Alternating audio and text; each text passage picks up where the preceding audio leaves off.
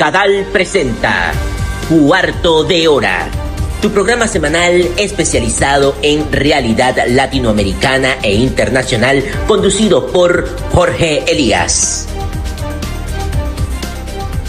Las políticas de frontera enfrentan fuertes controversias internacionales y regionales. Por un lado, la crisis migratoria en el enclave español de Ceuta, que puso tensiones con Marruecos tras el ingreso masivo de personas y la tutela de más de 1.000 menores no acompañados. Eso abre debates sobre soberanía y cooperación fronteriza. Por otro lado, vemos lo que está ocurriendo en Estados Unidos con el Servicio de Inmigración y Control de Aduanas, el ICE, que sostiene un modelo de detenciones administrativas y deportaciones aceleradas fuertemente cuestionado por organismos internacionales por violar las garantías procesales y el interés superior de la niñez también. Y finalmente Argentina que atraviesa un cambio de paradigma. Frente al histórico marco de la ley que reconoce la migración como un derecho, un decreto de necesidad y urgencia impulsado por el actual gobierno busca agilizar las expulsiones y vincular la migración a la seguridad. Y esto genera un debate intenso sobre lo que podría ser la regresividad de derechos y el acceso a la salud y la educación. Para hablar de esos temas estamos con Pablo Seriani Cernadas, abogado por la Universidad de Buenos Aires, magíster en Migraciones Internacionales por la Universidad Europea de Madrid y doctor en Derechos Humanos por la Universidad de Valencia. Es el director de la especialización en migración, justamente, de la Universidad Nacional de Lanús. Hola, Pablo. Hola, Jorge, muy buenos días, ¿cómo estás? Bien, a la luz de los acontecimientos recientes en la frontera de Ceuta y también en la de Melilla, enclaves españoles en África, y el aumento de acuerdos de lo que se llama externalización de fronteras, ¿cómo impactan estas prácticas en las garantías fundamentales de quienes buscan protección internacional? Sí, la situación en Ceuta de unos días atrás, hay que entenderla dentro de un contexto de alguna manera estructural que tiene algunas dimensiones importantes y que explican sobre todo la relación entre la Unión Europea en general y varios países de Europa en particular con África sobre todo, pero también con Medio Oriente en todo lo que tiene que ver con la migración. Sí, por supuesto están las causas estructurales y los distintos factores que empujan a la población, por ejemplo, africana, a migrar tanto hacia otros países africanos, ¿no? Y esto es un poco más incluso del 50% de la migración africana, como hacia Europa, ¿no? En ese contexto, no, sin entrar a hablar de ello porque llevaría mucho tiempo, pero Europa es parte desde el modelo colonial, desde época colonial hasta el día de hoy, todos los legados neocoloniales que persisten en cuanto a la influencia de Europa en el desarrollo o desarrollo desigual y la violencia y los conflictos en África, ¿no? Europa tiene mucho que ver con los factores estructurales que empujan a la población africana a migrar, ¿no? Y en ese contexto, y también por la propia necesidad de los países europeos de que entren migrantes por la baja natalidad, por las necesidades de muchas áreas del mercado de trabajo, etc. Entonces la política migratoria no solo contribuye a veces a regular el ingreso, sino a las condiciones en las cuales se quedan esas personas como trabajadoras en esas economías, ¿no?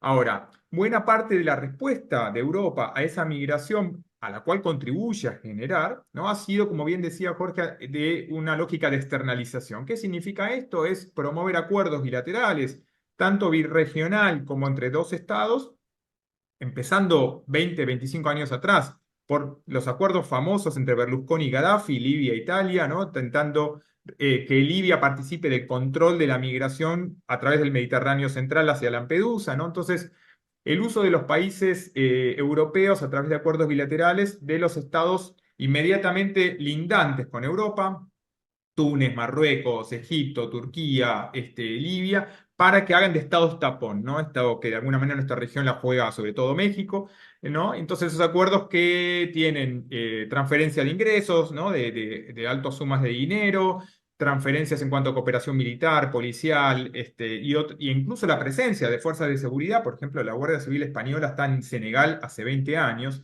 desde las primeras, lo que llamaban crisis migratorias hacia Canarias.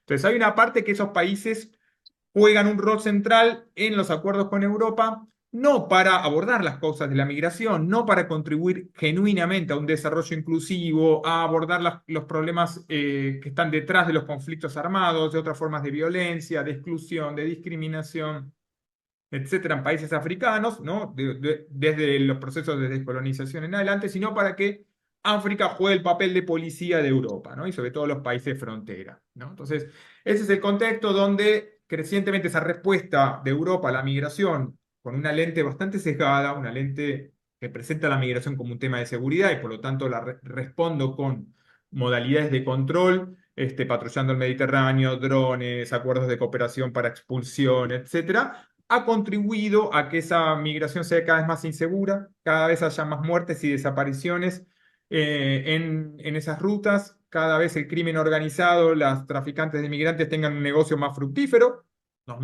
Esos traficantes no son la causa del problema, son el efecto justamente de un abordaje sesgado y donde hacen su negocio, ¿no? Entonces, en ese contexto, cada tanto algunos países usan esa necesidad de Europa, de ese rol de control o de esos países de tránsito para negociar o para hacer presión por diferentes factores. En este contexto, lo que pasó en Ceuta es más un uso de parte de Marruecos, sea en reacción a la visita de Sánchez a Argelia, sea por otra cuestión, sea por el acuerdo estratégico entre Marruecos y Estados Unidos vinculado a Israel, en fin, diferentes motivos por el cual Marruecos, de alguna manera, como se dice en términos coloquiales, levantó la barrera para que ingresen alrededor de 60.000 personas en pocos días. Esto no es lo que pasa cotidianamente en esa valla hipermilitarizada en Ceuta y Melilla, sino que ocurre por una decisión política de Marruecos por las finalidades que sea, pero que no tiene que ver específicamente con el caudal de personas que ingresan a esa frontera, sino con ese espacio de negociación política, de presión política,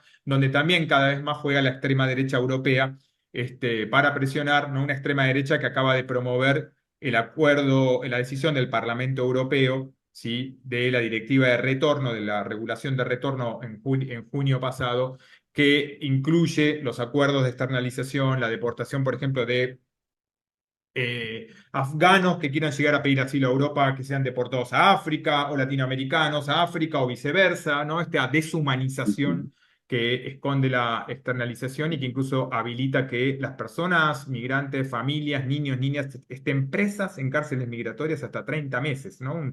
Un deterioro gravísimo del Estado de Derecho a la cual que Europa promueve en aras de cumplir sus metas en materia de control migratorio, renunciando a los principios básicos de derechos humanos del Estado de Derecho que Europa ha dicho promover desde el siglo pasado en adelante. Claro, aquí el factor político evidentemente influye porque ya teníamos el precedente de mayo de 2021, cuando 10.000 magrebíes ingresaron también en Ceuta, y en los dos casos está el tema del Sahara Occidental, es decir, aquello que busca Marruecos, que el pueblo saharaui se opone, Argelia que apoya al pueblo saharaui, en fin. Estamos hablando efectivamente de factores políticos.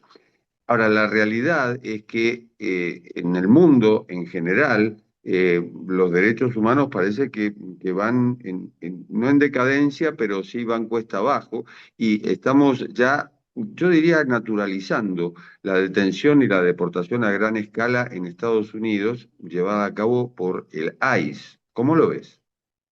Sí, muy bien, como decías, efectivamente estamos en niveles de deshumanización y de privación de derechos alarmantes, ¿no? Como hablamos por lo general en materia migratoria que se está construyendo y naturalizando y validando un estado de excepción permanente, ¿no? Donde las reglas básicas construidas desde segunda mitad del siglo XX en adelante, ¿no? De derechos que reconocen a toda persona no están siendo aplicadas, están siendo vulneradas de manera sistemática, y el caso de Estados Unidos, como bien decís, lo ejemplifica de manera clara, ¿no? Toda una serie de medidas ejecutivas, ¿no? Esto también es importante decirlo, ¿no? Donde parecería que los principios republicanos no tienen valor tampoco, ¿no? Entonces la división de poderes, entonces están reformando leyes o tomando medidas directamente por decretos presidenciales desde la asunción del segundo mandato de Trump. Eso incluye la suspensión de medidas de protección que tenían personas en Estados Unidos hace mucho tiempo, con base en lo que pasa en sus países: Nicaragua, Venezuela, Siria, Haití, Honduras, en fin, diferentes países con distintos contextos, pero todos donde en los cuales Estados Unidos había reconocido la necesidad de protegerlos. O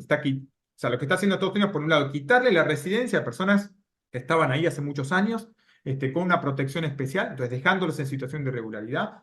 Luego, aprovechando que ningún gobierno de Estados Unidos en los últimos 40 años hizo un programa de regularización, lo cual es un absurdo, porque la regularización es una medida básica de inclusión social, de generación de riqueza y toda una serie de metas positivas, de efectos positivos, ¿no? Y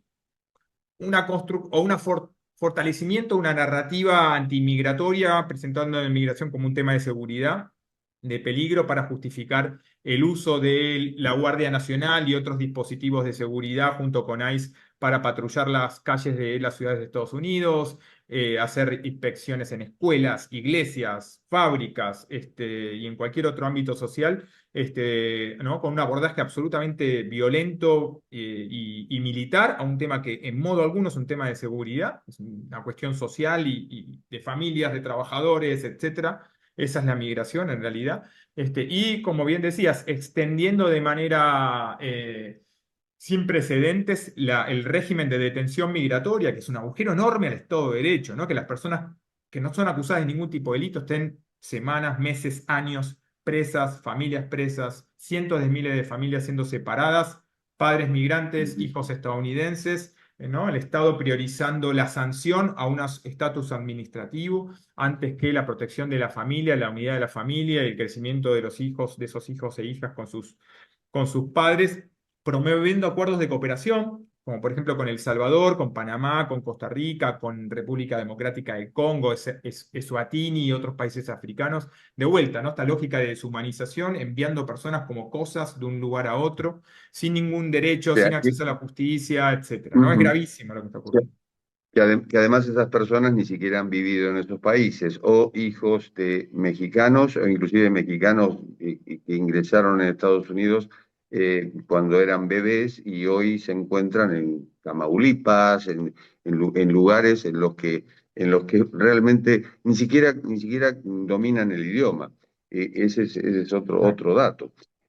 Ahora, Pablo, hablabas justamente de un tema clave en Argentina, que es el tema seguridad. Y por seguridad, más allá de la campaña anti-argentina posterior al Mundial y demás, por seguridad, Milei firma este decreto de necesidad de urgencia que, como decíamos, cambia el paradigma de la migración en Argentina, un país que su constitución dice que es bienvenido todo aquel que quiera habitar el noble suelo argentino.